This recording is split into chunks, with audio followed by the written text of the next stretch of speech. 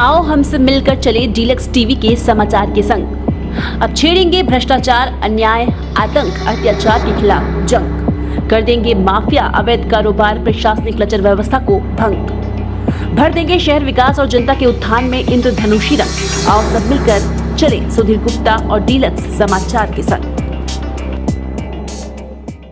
छत्तीसगढ़ विधानसभा में गरमाया मीडिया सम्मान परिवार और जनसंपर्क विभाग का मुद्दा। विधायक भावना बोहरा ने लगाए गंभीर आरोप। छत्तीसगढ़ विधानसभा में जनसंपर्क विभाग की विज्ञापन वितरण प्रणाली और मीडिया सम्मान परिवार कार्यक्रम को लेकर बड़ा विवाद खड़ा हो गया है। भाजपा विधायक भावना बोहरा ने इस मामले को सदन में उठाते हुए भ्रष्टाचार और पक्षपात के गंभीर आरोप लगाए। भ्रष्टाचार और पक्षपात विधायक भावना बोहरा का कहना है कि जनसंपर्क विभाग निष्पक्ष पत्रकारिता की अनदेखी कर कुछ खास मीडिया संस्थानों को अनुचित लाभ पहुंचा रहा है।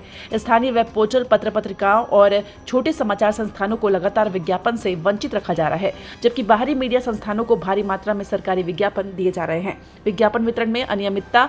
विगत कई वर्षों से प्रदेश के स्थानीय डिजिटल और प्रिंट मीडिया को सरकारी विज्ञापन नहीं मिल रहे हैं, जिससे उनकी आर्थिक स्थिति कमजोर होती जा रही है। वहीं ऐसे संस्थान जिनका छत्तीसगढ़ से सीधा संबंध नहीं है, वो करोड़ों के विज्ञापन प्राप्त कर रहे हैं। आरटीआई से हुआ बड़ा खुलासा। मीडिया सम्मान परिवार के सदस्य व पत्रकार अनुराग शर्मा ने सूचना के अधिकार आरटीआई के तहत जनसंपर्क विभाग से जानकारी प्राप्त की, जिससे यह स्पष्ट हुआ कि विज्ञापन वितरण में पारदर्शिता नहीं है और विभाग में अनियमितताएं हो रही हैं। विधानसभा में सरकार से मांगा जवाब। इस मुद्दे पर सत्ता पक्ष और विपक्ष के बीच भले ही तीखी नोकझोंक न हुई हो, लेकिन विधायक भावना बोहरा ने सरकार से स्पष्ट जवाब मांगा। विपक्ष ने भी बोहरा के आरोपों का समर्थन किया, जबकि मंत्रीगण जांच कराने और परीक्षण करने की बात कहकर मामले को टालते हुए नजर आए। सरकार के 1 साल के कामकाज पर सवाल। विधायक बोहरा ने मौजूदा सरकार के 1 साल के कार्यकाल को भी कटघरे में खड़ा किया और कहा कि यदि सरकार पारदर्शिता और निष्पक्षता में विश्वास रखती है तो वह इस मामले में तत्काल ठोस कदम उठाए। विधानसभा अध्यक्ष ने मामले की जांच के निर्देश दिए हैं। अगर इस मुद्दे पर और प्रमाण सामने आते हैं तो जनसंपर्क विभाग के खिलाफ कार्रवाई हो सकती है। विपक्ष भी इस मुद्दे को आने वाले विधानसभा सत्रों में आक्रामक रूप से उठा सकता है। इस मामले ने छत्तीसगढ़ की मीडिया नीति और सरकारी विज्ञापन वितरण में पारदर्शिता को लेकर एक नई बहस छेड़ दी है। मीडिया सम्मान परिवार और छोटे पत्रकार संगठनों की मांग है कि सरकार विज्ञापन वितरण में निष्पक्षता बरते और छोटे डिजिटल व प्रिंट मीडिया को भी उनका हक दिया जाए। मामले की गंभीरता और संभावित असर, स्वतंत्र मीडिया की भूमिका पर प्रभाव। अगर सरकारी विज्ञापन सिर्फ कुछ चुनिंदा मीडिया संस्थानों तक सीमित रहते हैं तो वह निष्पक्ष और स्वतंत्र पत्रकारिता के लिए बड़ा खतरा बन सकता है। विज्ञापन वितरण में सुधार की मांग। अगर इस मामले में निष्पक्ष जांच होती है तो भविष्य में सरकारी विज्ञापन वितरण प्रणाली में सुधार और पारदर्शिता आने की संभावना है। राजनीतिक बहस का विषय। विपक्ष इस मुद्दे को आगामी विधानसभा सत्रों में और जोर शोर से उठा सकता है, जिसमें सरकार पर दबाव बढ़ेगा। अगर जांच के दौरान ठोस सबूत सामने आते हैं तो ये मामला प्रदेश की मीडिया नीतियों में सुधार और विज्ञापन वितरण प्रणाली में पारदर्शिता लाने का एक महत्वपूर्ण कदम साबित हो सकता है। अब देखना होगा कि सरकार इस पर क्या ठोस कार्रवाई करती है और ये मामला सिर्फ विधानसभा की बहस तक ही सीमित रह जाता है। भावना बोहरा जी। धन्यवाद अध्यक्ष महोदय जी।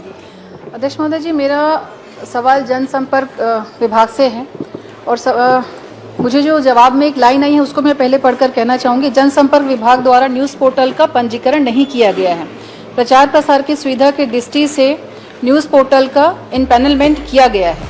तो महोदय जी, पहला ये सवाल मेरा यही है कि जो पंजीकृत अगर नहीं किया गया है तो इसको इनपैनल करने के लिए क्या मापदंड इसके तय किए गए हैं जनसंपर्क विभाग के द्वारा। सवाल के जवाब में आया है जनसंपर्क विभाग द्वारा न्यूज़ पोर्टल का पंजीकरण नहीं किया जाता। प्रचार प्रसार की सुविधा की दृष्टि से न्यूज़ पोर्टल का इनपैनलमेंट किया जाता है, तो इसका इनपैनल करने का क्राइटेरिया क्या है? माननीय अध्यक्ष महोदय, ये इनपैनलमेंट करने के लिए एक विस्तृत इसकी गाइडलाइन है और इसमें टेंडर भी निकाले जाते हैं और उसके आधार पर इनपैनलमेंट किया जाता है और उसके पूरे सर्कुलर विस्तार से है। बोलेंगे तो मैं माननीय सदस्य को उसको उपलब्ध भी करा दूंगा। महोदय जी, 243 पोर्टल को इनपैनल किया गया, तो क्या 243 टेंडर निकाले गए हैं इसमें? 243 जो हैं इनपैनल किए गए हैं, पंजीकृत नहीं हुआ है, लेकिन विभाग से 243 इनपैनल किए गए हैं, तो क्या 243 टेंडर निकाला गया है इसमें? माननीय अध्यक्ष महोदय, ये उत्तर में परिशिष्ट में इनमें उपलब्ध भी है। ये 243 जो हैं वो टेंडर के माध्यम से सभी को निकाले गए हैं, लेकिन कुछ ऐसे पत्रिकाएं या स्थानीय अखबार होते हैं जिनको उनके रेट के आधार पर विज्ञापन उपलब्ध कराया जाता है। क्या मापदंड है? अगर किसी को विज्ञापन हम दे रहे हैं उसका मापदंड क्या है वो बता दीजिए।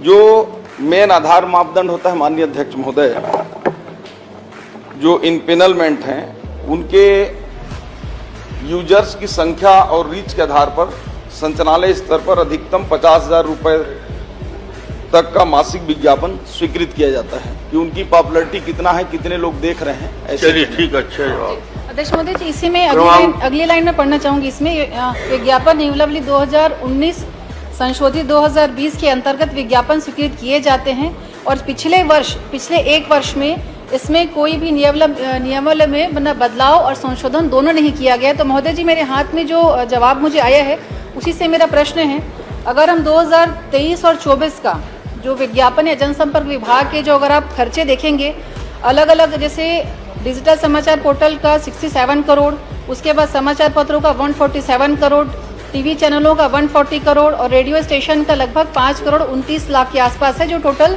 360 करोड़ का 23 और 24 का इसका जो मुझे डिटेल दिया गया ये है। और वहीं अगर 24 और 25 की हम बात करें, क्योंकि कोई बदलाव नहीं हुआ था, संशोधन नहीं हुआ है, तो 24-25 का जो आउटकम जो आता है जो टोटल तो 134 करोड़ है। तो महोदय जी, ये जो अंतर है 2023-24 का 360 करोड़ और 24-25 का 134 करोड़, तो इन दोनों में विसंगतियां क्यों हैं? क्या इसकी जांच होगी? क्या इसका ऑडिट होगा कि किस आधार पे ये विज्ञापन जो है, क्योंकि एक वर्ष जहां 136 है वहीं 23-24 में इसका डबल से भी ज्यादा है, तो क्या कारण है? और क्या अगर इसमें कोई विसंगति दिख रही है तो क्या इसकी जांच होगी क्या? माननीय अध्यक्ष महोदय, ये जो व्यय की आंकड़ा है ये अभी वर्ष पूरे नहीं हुए हैं, ये जनवरी तक का है, अभी फरवरी और मार्च का भी आना शेष है। तो निश्चित रूप से इस वर्ष में भी उसमें विज्ञापन जब 10 महीनों में उसका आधा भी खर्चा नहीं हुआ तो अगले 2 महीनों में कैसे संभव है कि वो आंकड़ा आप टच कर जाएंगे? 360 करोड़ मतलब लगभग आप 134-140 करोड़ फिर से अगले 2 महीने में संभव नहीं है। और ये जो 23-24 का महोदय जी, जो 23-24 का मैं बताना चाहूंगी, ये पुरानी जो सरकार थी उनका मुझे लग रहा है, मैं एकदम कंफर्म नहीं इसलिए मैं नहीं बोलूंगी, लेकिन हम जो अंदाज लगा रहे हैं वो उसी 23 और 24 के आंकड़े जो कांग्रेस के कार्यकाल के थे शायद तभी के हैं। तो क्या इस पे जांच होगी क्या? क्योंकि महोदय जी विषय ऐसे आए हैं, अगर समाचार पत्रों की बात करें या होर्डिंग्स की बात करें, हुआ ये था जो हमारे पास शिकायतें आती हैं कि लगभग 3 महीने के लिए होर्डिंग्स के लिए या समाचार के लिए अनुबंध किया गया और सिर्फ जो विज्ञापन दिए गए या जो होर्डिंग्स लगी वो सिर्फ 1 महीने के लिए लगी। मतलब जो 2 महीने की बकाया जो पैसा था, किराया था, वो उनको किस आधार पे दिया गया? अगर 3 महीने किसी होर्डिंग हम लगाते हैं, पेमेंट 3 महीने का हुआ, होर्डिंग सिर्फ 1 महीने के लिए लगी, तो जो पेमेंट है उसमें विसंगतियां हैं और ये साफ दिख रहा है कि 2023-24 और 24-25 मतलब ये अंतर दोनों में दिख रहा है और स्पष्ट है कि इशारा हम किस ओर करें। तो मैं यही चाहूंगी कि चूंकि डबल से भी ज्यादा राशि है तो क्या इसकी जांच होगी, क्या इसकी ऑडिट होगी? माननीय अध्यक्ष महोदय, माननीय सदस्य ने बहुत ही जिनाइन प्रश्न उठाया है।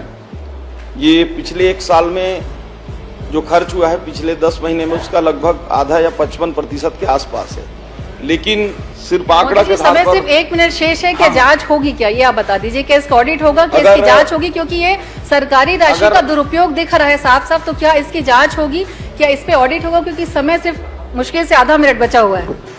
आपके नॉलेज में अगर कोई विषय होगा तो उसको प्रकाश में आप लाएंगे तो निश्चित रूप से उस पर परीक्षण कराएंगे, उस पर कराएंगे। परीक्षण नहीं महोदय, विषय पूरा है, सारे डॉक्यूमेंट्स भी हैं, मैं आपको उपलब्ध करा दूंगी। क्या उस पर जांच होगी क्या? क्योंकि देखिए सरकारी पैसे का दुरुपयोग है ये, तो क्या इस पे जांच होगी? आप जानकारी उपलब्ध कराएं, मंत्री जी बोल रहे हैं कि जांच कर लेंगे, आप जानकारी उपलब्ध कराएं। परीक्षण बोले मंत्री जी, सही बोल रहे हैं। एक बार आप बोल दीजिए कि जांच कराएंगे, बस नहीं, मैं आपको सारा उपलब्ध करा दूंगी। नहीं, देखिए क्या है, इस आधार पर केवल ये नहीं कह सकते। देखिए आधार तो साफ दिख रहा है ना, 2023-24 का आप देखिए 336 करोड़ है, आप 24-25 का 134 करोड़, तो महोदय जी अंतर तो साफ दिख रहा है और पैसे सरकारी पैसे का दुरुपयोग।